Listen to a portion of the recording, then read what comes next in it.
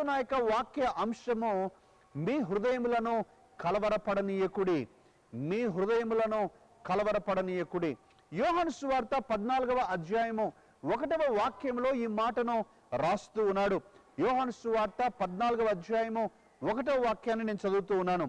మీ హృదయమును కలవరపడనీయకుడి, దేవుని యందు విశ్వాసం ఉంచుచున్నారు, నా యందును విశ్వాసం ఉంచుడి.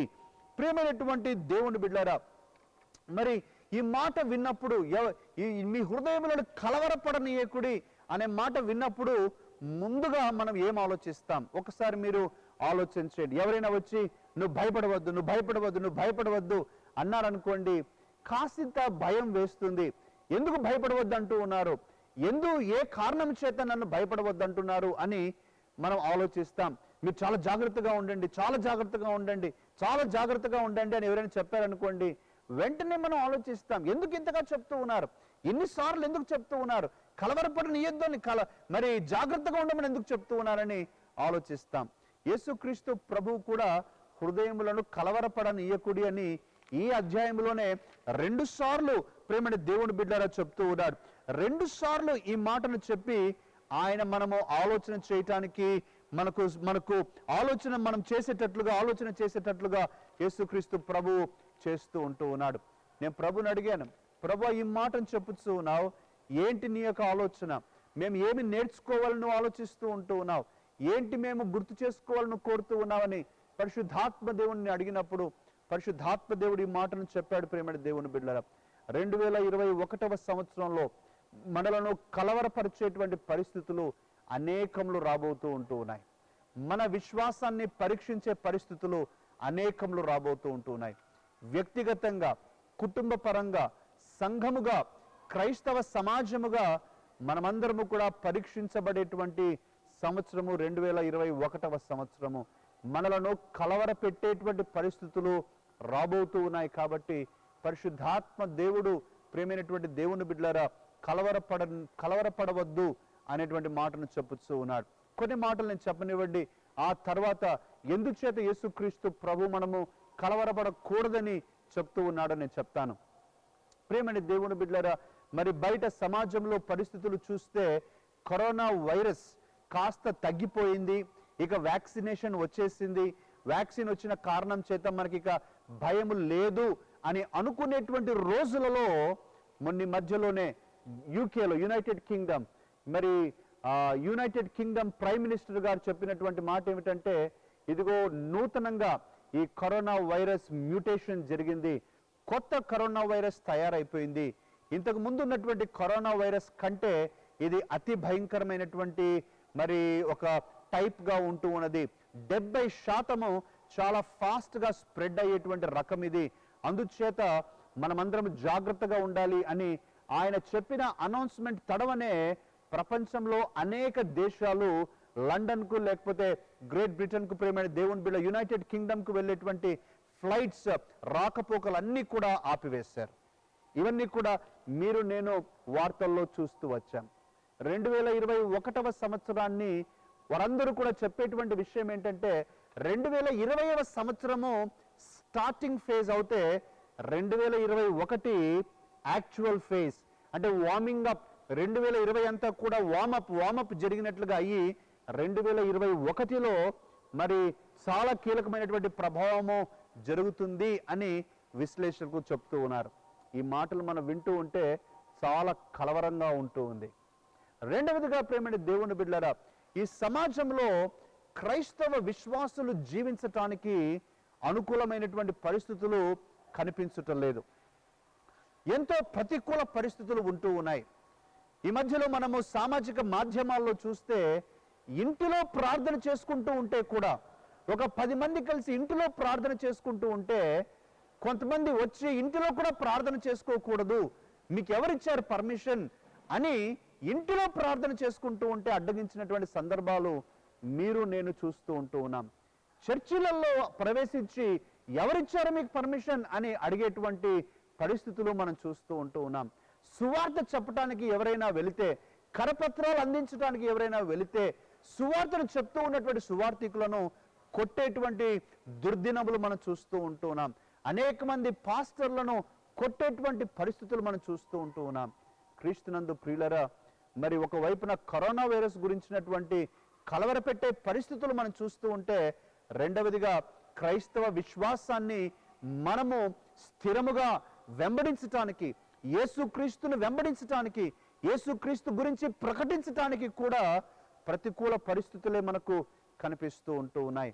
అంత మాత్రమే కాదు ప్రేమైన దేవుని బిడ్డలారా, అనేక రీతులుగా ఆర్థిక పరమైనటువంటి సవాళ్ళు, కొత్త కొత్త అనారోగ్యాలు, అనుకోని సంఘటనలు, ఈ యొక్క వాతావరణంలోని మార్పులు అనేక రీతులుగా మనకు కనిపిస్తూ ఉన్నాయి. అందుకనే పరిశుద్ధాత్మ దేవుడు మనందరితో కూడా చెప్తూ ఉన్నటువంటి మాట ఏమిటంటే, మీ హృదయములను కలవరపడనీయకుడి. ఎప్పుడైతే పరిశుద్ధాత్మ దేవుడు ఈ మాటను చెప్పుతూ ఉన్నాడో, మనందరికీ అర్థం అవ్వాల్సిన మాట ఏమిటంటే, కలవరపెట్టే పరిస్థితులు రాబోతూ ఉన్నాయి. ఆ కలవరపెట్టే పరిస్థితులలో నేను కలవరపడకుండా జాగ్రత్తగా ఉండాలి అనేటువంటిది మీరు నేను అర్థం చేసుకోవాల్సిన విషయముగా ఈరోజు నేను జ్ఞాపకం చేస్తూ ఉన్నాను. పరిశుద్ధాత్మ దేవుడు ప్రేమైన దేవుని బిడ్డలారా, కలవరపడనీయకుడి అనే మాటను చెప్పి ఊరికే ఉండట్లా. He's giving assurances, he's giving reasons why our heart should not be troubled.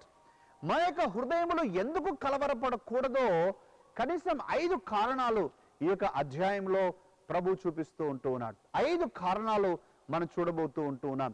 ఈ 5 కారణాలను బట్టి మనము ఈ సంవత్సరం అంతా కూడా వ్యక్తిగతంగా కానివ్వండి, కుటుంబ పరంగా కానివ్వండి, సంఘముగా కానివ్వండి, ఎటువంటి ప్రతికూల పరిస్థితులను ఎదుర్కోవాల్సి వచ్చినా కూడా ఈ యొక్క 5 విషయాలను బట్టి నీవు స్థిరముగా కలవరపడకుండా ఉండగలవు అని నేను జ్ఞాపకం చేస్తూ ఉన్నాను. ప్రేమైన దేవుడి బిడ్డలారా, మొట్టమొదటిది మనం చూద్దాం. యేసుక్రీస్తు ప్రభు ఈ యొక్క అధ్యాయంలో అంటూ ఉన్నాడు, 14వ అధ్యాయము 6వ వాక్యములో, యేసు నేనే మార్గమును సత్యమును జీవమును, నా ద్వారానే తప్ప ఎవడును తండ్రి యొద్దకు రాడు. నేనే మార్గమును సత్యమును జీవమునై ఉన్నాను అనే మాటను అంటూ ఉన్నాడు. ప్రియులారా, మనం కలవరపడకుండా ఉండటానికి మొట్టమొదటిది, అతి బలమైనటువంటిది కారణం ఏంటంటే, యేసుక్రీస్తే అన్నిటికీ జవాబు. అందరూ ఆమేన్ చెప్దామా? ఆమేన్, హల్లెలూయా, ప్రైజ్ ద లార్డ్. యేసుక్రీస్తు మాత్రమే జవాబు ప్రేమైన దేవుని బిడ్డలారా. ఆయనే మార్గం, ఆయనే సత్యం, ఆయనే జీవం. నీ వ్యక్తిగతంగా ఎంత కష్టమైన, ఎంత కఠినతరమైనటువంటి పరిస్థితి నువ్వు ఎదుర్కోవాల్సి వచ్చినా సరే, ఈ సంవత్సరంలో యేసుక్రీస్తు జవాబు అని నువ్వు మర్చిపోవద్దు. నీవు స్వంత బలముతో పోరాటానికి ఏమాత్రమూ ప్రయత్నించవద్దు, ఓడిపోతావు సుమా. నీ స్వంత తెలివితో నువ్వు నిర్ణయాలు చేయటానికి ఆలోచించవద్దు. నీవు స్వంత అనుభవంతో పరిష్కారాన్ని వెతుక్కోవద్దు, ఓడిపోతావు సుమా. ఎటువంటి పరిస్థితుల్లో అయినా సరే నీవు కలిగి ఉండాల్సినటువంటి ఒక స్థిరమైన నిర్ణయం ఏంటంటే, నాకు ఎటువంటి ప్రతికూల పరిస్థితులు నేను ఎదుర్కోవలసి వచ్చినా యేసే జవాబు, యేసే జవాబు. Jesus is the answer, Jesus is the answer. యేసే జవాబు. నేను యేసుక్రీస్తు మీద మాత్రమే ఆధారపడతాను, యేసుక్రీస్తునే ఆనుకుంటాను, యేసుక్రీస్తు మాట చొప్పున నేను నడుచుకుంటాను, యేసుక్రీస్తు యొక్క ఆలోచన చొప్పున నేను ముందుకు వెళ్తానని నువ్వు నిర్ణయించుకోవాలి. ఇది చాలా చాలా ప్రాముఖ్యమైనటువంటి విషయం ప్రేమైన దేవుని బిడ్డలారా. మనందరం కూడా కలిగి ఉండాల్సినటువంటి ఆలోచన ఈరోజు నేను చెప్తూ ఉంటూ ఉన్నాను. నేను వ్యక్తిగతంగా, మీరు వ్యక్తిగతంగా, మన కుటుంబాలు, మన సంఘము, ఎవరు ఎటువంటి పరిస్థితుల్లో ఎదుర్కొన్నా, ప్రతికూల పరిస్థితులు ఎదుర్కొన్నా సరే, మనం ఆలోచించాల్సిన మాట యేసే జవాబు, యేసే జవాబు.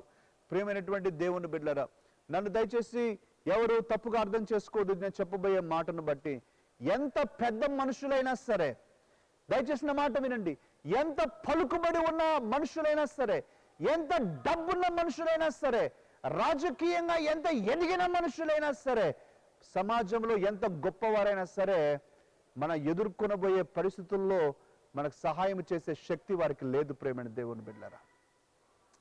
మనం ఎదుర్కొనబోయేటువంటి ప్రతికూల పరిస్థితులలో వారెవ్వరు కూడా చేయలేరు. కారణము, మనకు వచ్చేటువంటి పరిస్థితుల వెనుక మనుషులు కాదు, అపవాది దాగి ఉన్నాడు. కాబట్టి అపవాదిని ఓడించిన వాడు యేసుక్రీస్తు ప్రభు, అపవాదిని ఓడించిన వాడు యేసుక్రీస్తు ప్రభు అంటూ ఉన్నాడు. కాబట్టి యేసుక్రీస్తే జవాబు అని రోజు నేను ప్రకటిస్తూ ఉన్నాను. You depend upon God. మనుషులను నమ్ముకున్నట కంటే యెహోవాను ఆశ్రయించటం మేలు, రాజులను నమ్ముకున్నట కంటే యెహోవాను ఆశ్రయించటం మేలని మరొకసారి జ్ఞాపకం చేసుకుందాం. Jesus is the answer for every problem that we are going to face. రెండవది ప్రియమైనటువంటి దేవుని బిడ్డలారా, we have Holy Spirit always with us to strengthen us and to comfort us.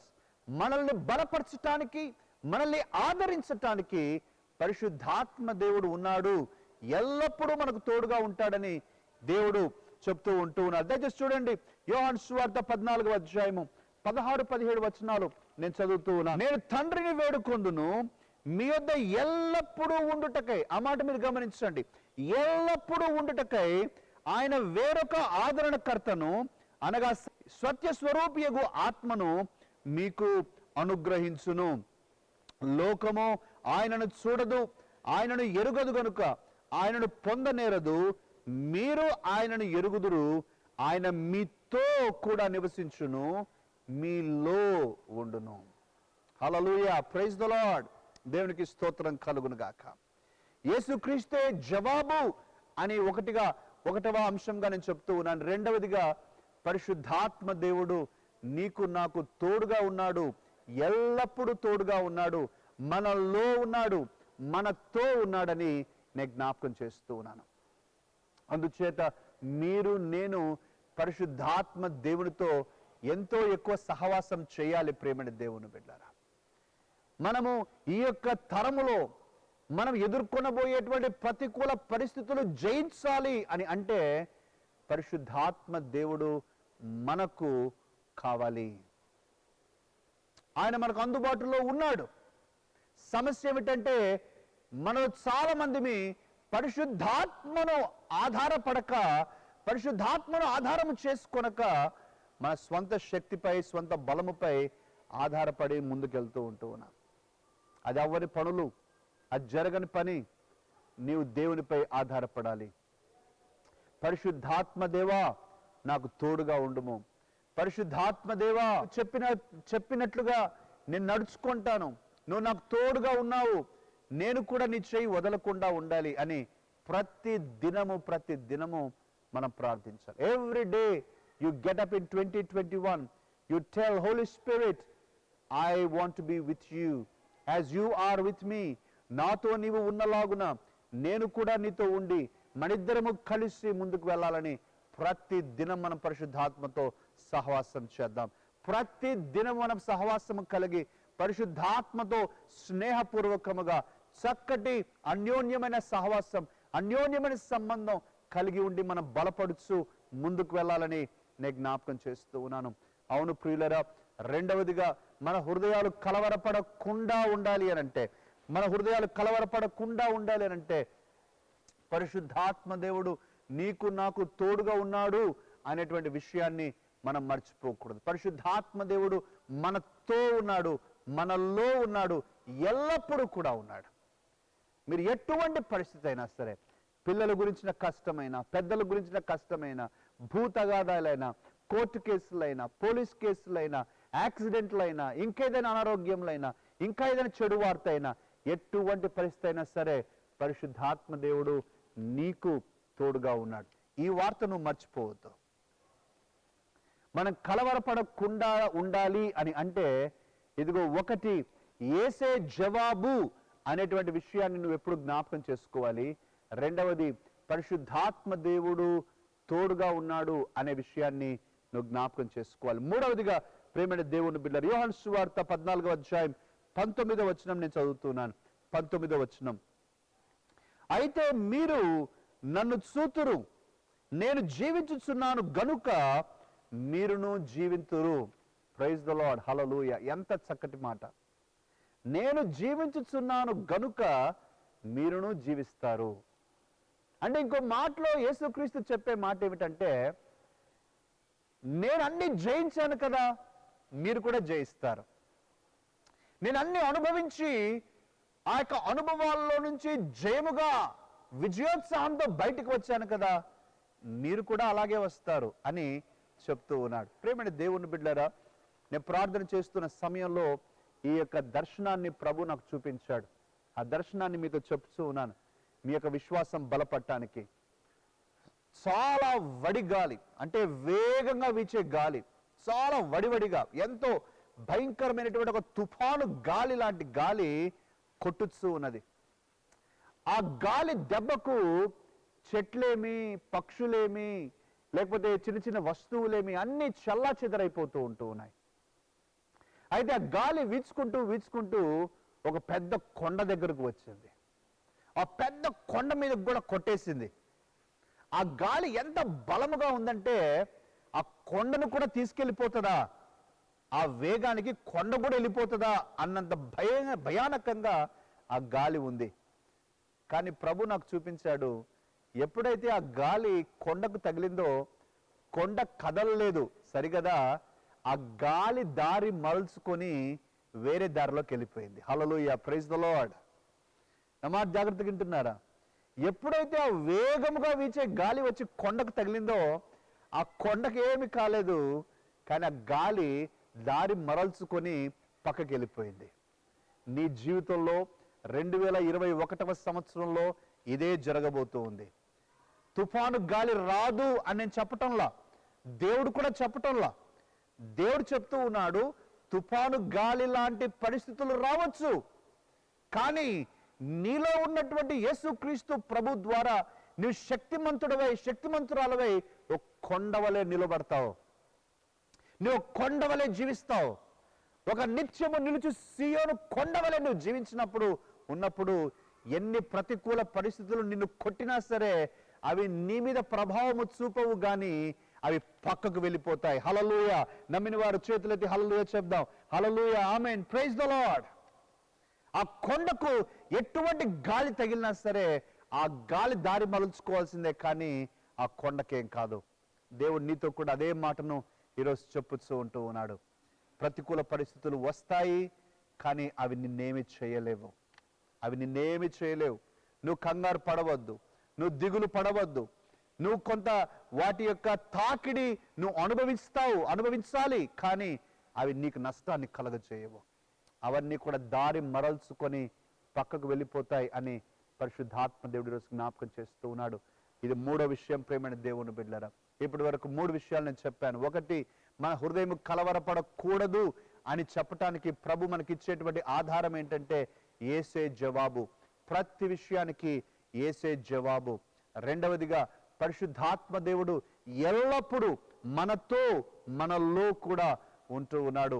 మూడవది, యేసుక్రీస్తు జీవించుతూ ఉన్నాడు కాబట్టి మనము కూడా జీవిస్తాము. ఆయన జయించి ఉన్నాడు కాబట్టి మనము కూడా జయిస్తాము. మనము యేసుక్రీస్తునందు విశ్వాసం ఉంచిన బిడ్డలుగా నిత్యము నిలుచు సియోను కొండవలే మనము బలముగా ఉంటాము.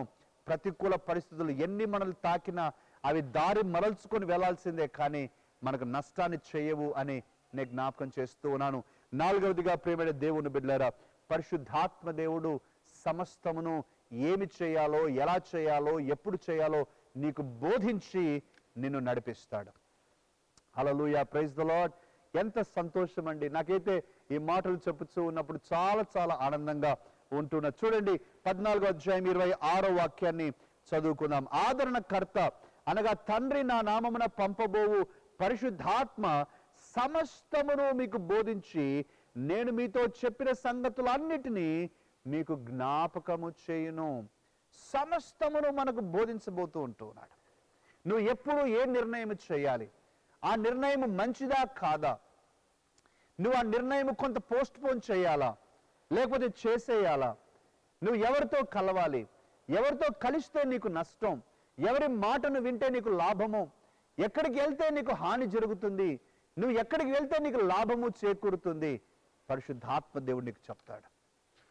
నీకు ఓపిక ఉండాలే కానీ, నీవు పరిశుద్ధాత్మ స్వరాన్ని వినాలనే ఆశ ఉండాలే కానీ, పరిశుద్ధాత్మ దేవుడు సమస్తమును ఆయన చెప్తాడు. కారణం ఆయన అన్ని చూశాడు. మనము చూడని విషయాలు ముందే పరిశుద్ధాత్మ దేవుడు చూశాడు. మనకు తెలియని విషయాలన్నీ కూడా పరిశుద్ధాత్మ దేవుడికి ముందే తెలుసు. పరిశుద్ధాత్మ దేవుడితో నువ్వు సహవాసం చేసే కొలది పరిశుద్ధాత్మ దేవుడు నీ జీవితంలో గొప్ప ఆనందకరమైనటువంటి జయాన్ని ఇవ్వబోతూ ఉన్నాడు. ఆయన నీకు బోధించి నిన్ను నడిపిస్తాడు అని నేను జ్ఞాపకం చేస్తూ ఉన్నాను. ప్రేమైన దేవుని బిడ్డారా, ఈరోజు ఈ మాటల చేత మనం ఆదరించబడాలి, ఈ మాటల చేత మనం పురికొల్పబడాలి, ఈ మాటల చేత దేవునితో ఇంకా బలమైనటువంటి సంబంధంలోనికి మనము రావాలి అని నేను జ్ఞాపకం చేస్తూ ఉన్నాను. ఇక చివరిది 5వది చెప్పి నేను ముగిస్తానండి. 5వదిగా మన హృదయములు కలవరపడకూడదు అని ఎందుచేత ప్రభు చెప్పుతున్నాడు. ఆయన ఇచ్చేటువంటి ఆధారం ఏంటో నేను మీ అందరికీ కూడా జ్ఞాపకం చేస్తూ ఉన్నాను. చూడండి, 14వ అధ్యాయము 27వ వాక్యం చదువుతూ ఉన్నాను. శాంతి మీకు అనుగ్రహించి వెళుచున్నాను, నా శాంతినే మీకు అనుగ్రహించుచున్నాను, లోకం ఇచ్చినట్టుగా నేను మీకు అనుగ్రహించటం లేదు. మీ హృదయమును కలవరపడనీయకుడి, వెరవనీయకుడి. నేను మరలా చదువుతున్నానండి, జాగ్రత్తగా వినండి. శాంతి మీకు అనుగ్రహించి వెళుచున్నాను, నా శాంతినే మీకు అనుగ్రహించుచున్నాను, లోకం ఇచ్చినట్టుగా నేను మీకు అనుగ్రహించటం లేదు. మీ హృదయమును కలవరపడనీయకుడి, వెరవనీయకుడి. ప్రియులరా, ఇక్కడ కాసేపు మనము ఆలోచన చేయాలని నేను మనవి చేస్తూ ఉన్నాను. యేసుక్రీస్తు ప్రభు ఎప్పుడైతే శాంతిని గురించి మాట్లాడుతున్నాడో 2 రకాలైన శాంతి గురించి ఆయన ప్రస్తావిస్తున్నాడు. ఒకటి యేసుక్రీస్తు ఇచ్చే శాంతి, రెండవదిగా ఈ ప్రపంచము ఈ లోకము ఇచ్చేటువంటి శాంతి. ఈ 2 శాంతి గురించి, 2 రకాల శాంతి గురించి ఆయన చెప్పుతూ ఉన్నాడు. ఈరోజు మీరు నేను అర్థం చేసుకోవటం చాలా చాలా అవసరమైనది.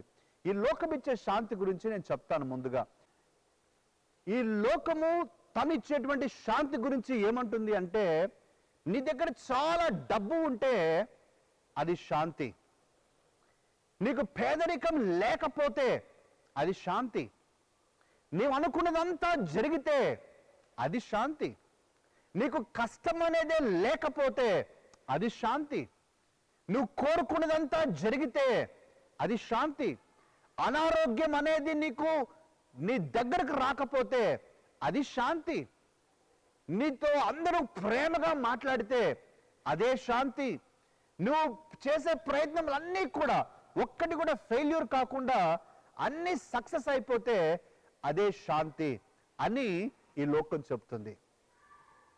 కానీ ప్రియులారా, అది ఎప్పుడూ కూడా సాధ్యం కాదు. అది ఎప్పుడు కూడా సాధ్యం కాదు. నీ దగ్గర చాలా డబ్బు ఉంది, పేదరికమే లేదు అనే పరిస్థితి ఎప్పుడు ఉండదు. నీకెప్పుడు అనారోగ్యము లేకుండా ఉండదు. ఏదో ఒక అనారోగ్యం వస్తానే ఉంటుంది. అందరూ నిన్ను ప్రేమిస్తారా అని ఎదురు చూడటం, ఆశించడం మంచిదే, కానీ జరగని విషయం. నేను అనుకున్నదంతా జరగాలి అని కోరుకునేది మంచిదే, కానీ అది జరగని విషయమే.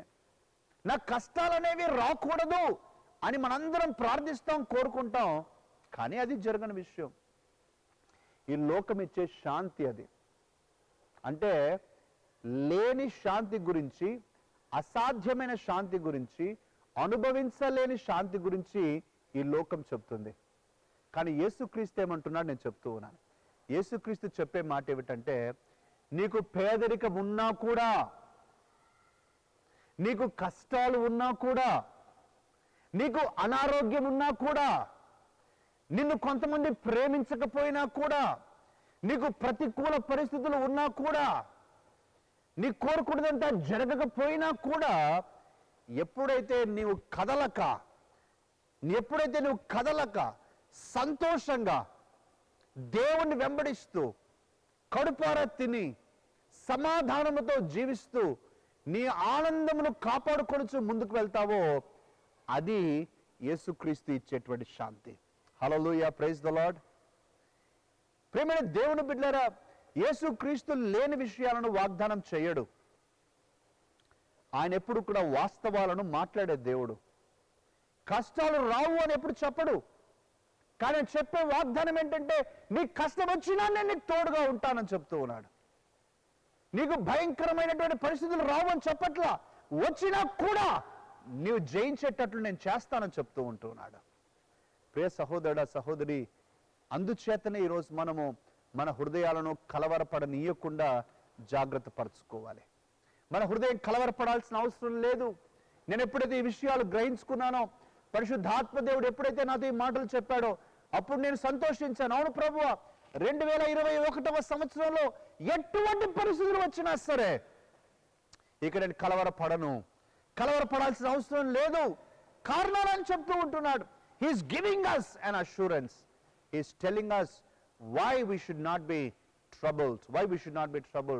ప్రియమైన దేవుని బిడ్డలారా, నాకు తెలిసినటువంటి ఒక నిజమైన సంఘటనను మీకు చెప్పి ఆ తర్వాత నేను మరొకసారి 5 విషయాలు చెప్పి ముగిస్తాను. ఒక ఎక్స్కర్షన్కు స్కూల్లో పిల్లలందరూ కూడా బయలుదేరారు. ఆ యొక్క స్కూల్ పిల్లలందరూ కూడా ఎత్తైన కొండ ప్రాంతానికి వారు ఎక్స్కర్షన్కు బయలుదేరారు. మరి ఆ ఎత్తైన కొండ ప్రాంతానికి ఆ బస్సు వెళ్తూ ఉన్నప్పుడు అందరూ కూడా చాలా భయపడుతున్నారు. బస్సు ఎక్కే టైంలోనే ఆ బస్సు డ్రైవర్ గారు అందరికీ చెప్పాడు, జాగ్రత్తగా ఉండండి, చాలా వంపులు ఉంటాయి, ఎన్నో టర్నింగ్స్ ఉంటాయి, ఎంతో ఎత్తుకెళ్తాం, లోయల మధ్యలోకి వెళ్తాము, కాబట్టి జాగ్రత్తగా ఉండండి అని చెప్పి ఆయన డ్రైవింగ్ స్టార్ట్ చేసి వెళ్తున్నాడు. ఎప్పుడైతే ఈ చిన్న బిడ్డలు కిటికీల్లో నుంచి లోయలు, కొండలు ఇవన్నీ చూసారో చాలా భయపడిపోయారు. చాలా భయం వేస్తుంది. ఇంకా ఎంత భయం అవుతుందంటే, అమ్మో మేము లోయలోనికి పడిపోతామేమో, చచ్చిపోతామేమో అని భయం వేస్తుంది. వారు భయపడుతూ ఉన్నారు. కానీ వాళ్ళందరి మధ్యలో ఒక చిన్న పిల్లవాడు మాత్రం అక్కడిక్కడికి సంతోషంగా తిరుగుతున్నాడు. ఈ ఫ్రెండ్స్ అందరికి, ఏరా నువ్వు మా అందరికి ఇంత భయం వేస్తుంటే నీకు అసలు భయం లేదేంటి, ఏంటి నీ కథ అని ఆ అబ్బాయిని అడిగితే ఆ అబ్బాయి చెప్పిన విషయం ఏంటంటే, నాకు భయమే లేదు. నాకు ఎందుకు భయం లేదు అని అంటే, ఈ బస్సును నడిపించేవాడు మా డాడీ. మా డాడీ నన్ను సురక్షితంగా తీసుకెళ్తాడనే నమ్మకం నాకుంది. మా డాడీ నన్ను సురక్షితంగా తీసుకెళ్తాడు. నేను కలవరపడాల్సిన అవసరం లేదు. ఎన్ని కొండలు వచ్చినా, ఎన్ని లోయలు వచ్చినా, ఎంత ఎత్తుకుపోవాల్సి వచ్చినా నేను కలవరపడాల్సిన అవసరం లేదు. మా డాడీ నన్ను నడిపిస్తూ ఉన్నాడు.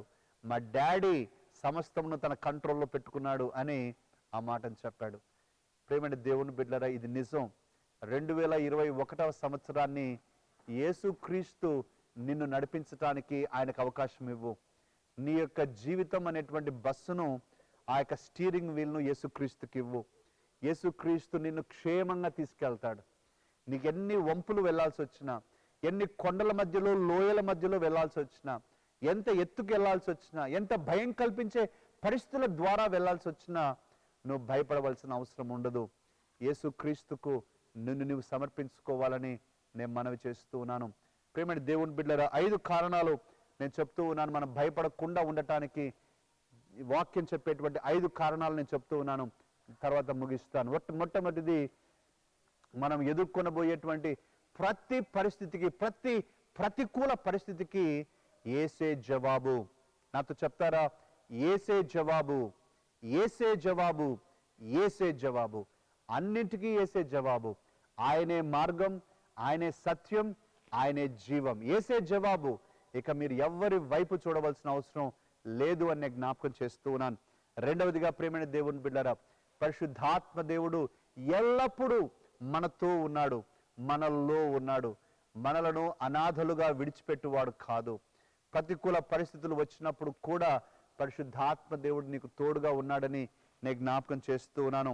మూడవది, ప్రియమైన దేవుని బిడ్డలారా, యేసుక్రీస్తు చెప్తూ ఉన్న మాట ఏమిటంటే, నేను జీవించుచున్నాను గనుక మీరు కూడా జీవిస్తారు అనే మాటను అంటూ ఉన్నాడు.